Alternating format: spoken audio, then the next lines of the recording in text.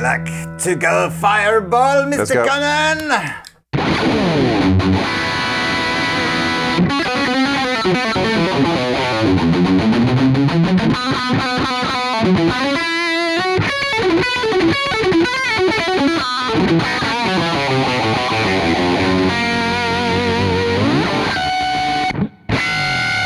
There we go, that'll do.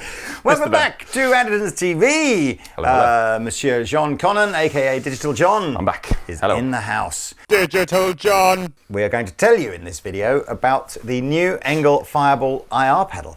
It won't take us very long to demonstrate its features. It's very compact. It is very compact, very simple. It may take us a little longer to debate what's the point of it in a world where, you know, you've got a zillion billion choices of this sort of thing. I will say, from what I know as a non-amp person, we have a real Fireball behind us. It kind of has the essence of it. You know, I've heard lots of digital versions of the Fireball, and it, like when I think of a Fireball, I think of scooped, quite a lot of low-end oomph. They're German, right, ENGL? Yes. Yeah, that scooped German metal sound is what I think. And it kind of sounds like that.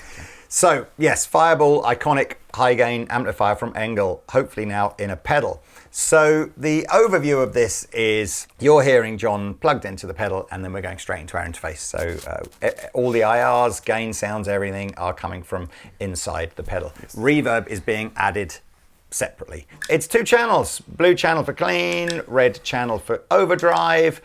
You can elect to switch the whole pedal on and off if you wish, or you can put it into mid-boost mode. So now blue is no mid-boost, red is mid-boost. There are 3 IRs in it. You can choose to load your own IRs in. Straight out the box, it's just got 3 ENGL cabs in it. Then you've got bass, middle, treble, volume, gain, and down here these smaller controls are presence and noise gate. Let's go through some EQ, perhaps show you the different IRs that are in it, then debate what the point of it is. So clean with no gain is like this.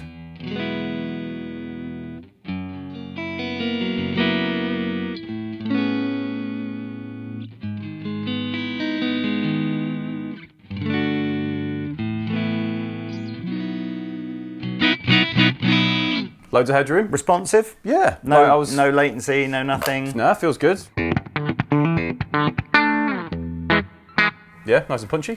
All of the knobs on here, so we've got 7 different knobs here, and of course the IR switch will just remember where they last were on the channel. So if you've set your blue channel up to be nice in a certain way, and then you go to your red channel and you change the EQ, when you go back to the blue, don't worry, it has remembered what you liked before, which can be a bit disconcerting because, of course, where the knobs are actually showing aren't necessarily what you're hearing. I think it's a good idea, though. I think I'm pro. Totally agree. Yeah. Totally agree. Didn't sound like. I mean, I was just sort of classic Fendery, lots of bass, bit of extra treble, no mid-range. So you've got that sort of nice scoopage. Sorry. What were you apologising for? Did you do a half Mayer lick and then a abort? Yeah, I was like, oh no, I can't play it, and I balls that as well. So.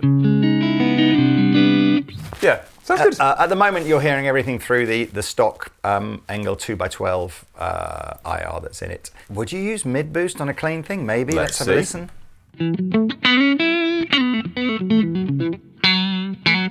Yeah, it does bring it forward a bit.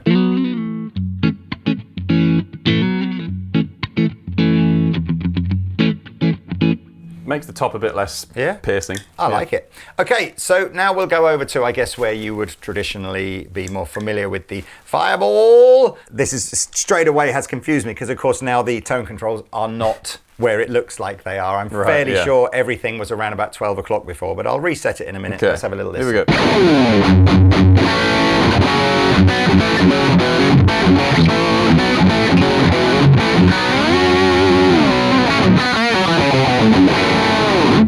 So let's just set everything to 12 just to sort of help with my OCD. And then I'll perhaps go through how the EQ works and also the different IRs that are in here and the noise gate as well. So here we go.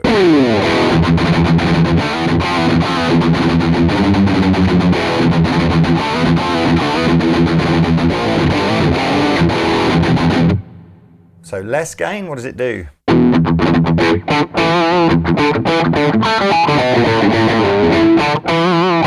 Yeah, it might sound good on a neck pickup.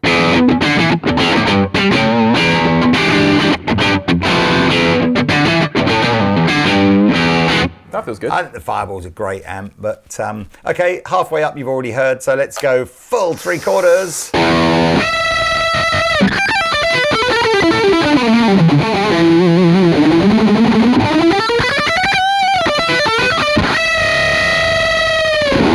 Loads again. Yeah. Mid booster in. That feels, yeah, that's like a mid sound for me. Blah, blah, blah.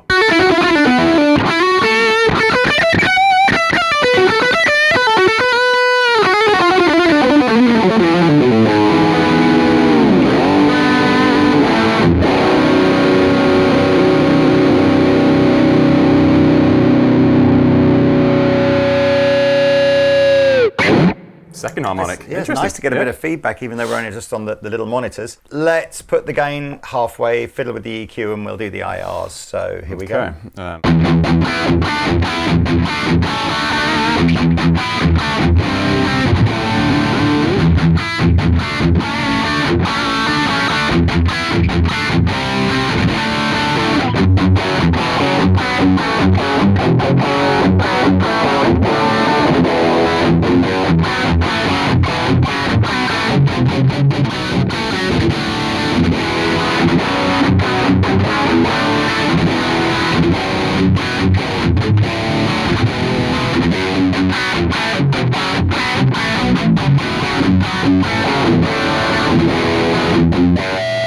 Where's your preference for mid-range? I quite like it de la scooped a bit. Like maybe like 11 o'clock. Yeah, four out of 5. Well, yeah, I see what you mean.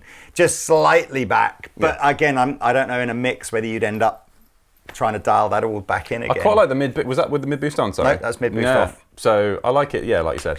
Noise gate. Let's just show. We were playing around with this. I can't. So you got everything. Put it on a noisy pickup. Yep. Okay. So noise gate off. Doesn't need to be in a great deal. We're at sort of about 10 o'clock on the control here. And this is a kind of high-ish gain sound, right? Yeah. It's actually pretty good. That is good. Pretty transparent. I'll tell you what works well, I think, having the noise gate before the reverb or whatever. You're not getting some of those like multi-effects things where it chokes the reverb. Yeah. So that's quite good. And then, of course, if you wind the noise gate all the way in, I guess you're getting more of that staccato. Do you want to take the reverb off for this? Yeah, can we do that, Pete?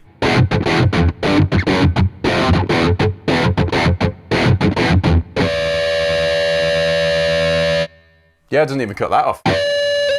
Oh, there we go. I told you it wouldn't take us very long to do this. I mean, it's mono in, mono out. The USB socket on the back is simply there for you to change the 3 IRs. Oh, we didn't show you the IRs. Let's just quickly whiz through.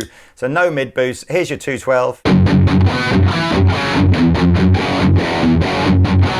Here's your regular size 412. That's like the 80s scooped one, yeah. Okay. And here I believe is an oversized 412.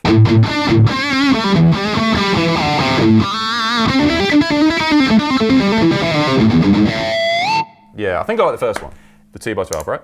I struggle with, once my ear gets used to an IR and then you change it, I always find I don't like the new one. Yeah. But I guarantee, what I'd have to do, to be honest with you, is just have an extended listening session to each of those 3 IRs, almost in isolation, without switching between them, and go, oh, that's the one I like the best. Because I wouldn't normally go for a 212 on an IR, but hey. Neither would I, actually. I like the low end of a 4, but I think because the Fireball in my head is such a low-end heavy amp, the 2x12 is a bit evener, more even. So, English.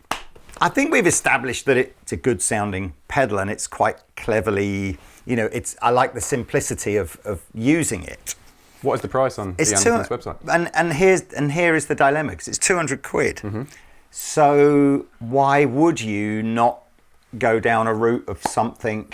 Thinking of competing products? Victory, pedals? No. I'm thinking of like either Tone X1. Oh, so digital IRE kind of things. Yeah, so Tone X1, which is a smaller format pedal, it's super reliant on using the app. So I guess that the beauty, I guess what people will like about this ENGL, unless you want to change the IRs, you don't go anywhere near Bluetooth or computers or whatever. Yeah, for the tactile amp user, I guess that's a strength of this one. Yeah. It almost feels a bit of a throwback to that sort of when Strymon first did the Iridium, and it's just like, it's just everything you need is in the pedal, apart from loading IRs in. You don't go anywhere near a laptop. Yeah, I know what you mean. It's that kind of product. Or you haven't got to spend a great deal more. I mean, obviously with something like Nano Cortex, okay, it's double the price, but it's way more than double the functionality. Or you could just buy I'm just thinking you've got all those little Vailton products now that have got the downloadable amp captures that you can, I don't know. I'm trying to see, it feels to me you've really, really got to want the simplicity of the Fireball IR. Yeah. And the essence of the sound of it and the rest of it, yeah. You'd like to think, though, if you've got a good capture of a Fireball through Tonex or whatever. Yeah, it's a test. I think it's for the guy who likes his tactile controls, doesn't have to worry about a phone or a screen of any sort. Bang it on the end of the board, and it's like, I can do the digital thing if I need to go DI on a gig. It's very much an end of the board product, I think, isn't it? Yeah. Again, would you buy one for a home studio? Again, I think you'd just end up using plugins again. Anyone who's got a home studio will probably have plugins and other varied stuff in the box, but yeah, I don't know, it's cool. I mean, I sort of... It'll probably last forever because it's German and built like a tank, but you know. I wonder if that is almost... Because all of this sort of digital technology is getting cheaper and cheaper and cheaper and cheaper. I think that might be the new thing. Like, how reliable is some of this stuff? Like, if I've got some sort of £99 all singing, all dancing thing, is it going to let me down at the most important Bugs still moment? happen, even with the good kit. So, Links are below. Mr. John, just dial in your favourite sound. We'll put a bit more reverb back onto you, and you can just get yourself into some sort of liquid heaven. Let's go. So that mid boost is on when it's blue? On when it's red. Red, okay. Yeah, so I didn't show you this, right? If I turn this feature off, now what's happening is we're switching the pedal off completely or switching it on. But with this feature on, we're now going between mid boost and no mid boost. All right. Yeah. And also, I should tell you on this side, same idea. If I switch this off, the output now has no speaker emulation on it. Cool. And if I switch it on, it has speaker emulation. So, of course, you don't have to. And there is a headphone socket on the back, which we didn't talk about either, all right. But it's a headphone socket. Is that stereo? Or? Yes, it is. But the pedal itself isn't stereo, so I don't really know what the point of that would be. What is the ENGL? What is the ENGL on this product? Yes. What is it? What is its ENGL? ENGL. Right. Can I have some verb, please, Pete? It's on. Tiny bit more for myself. More? Yeah.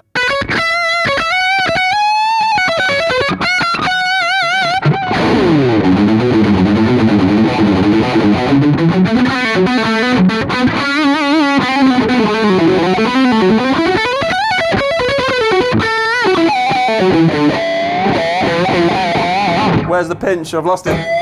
There, it's somewhere there.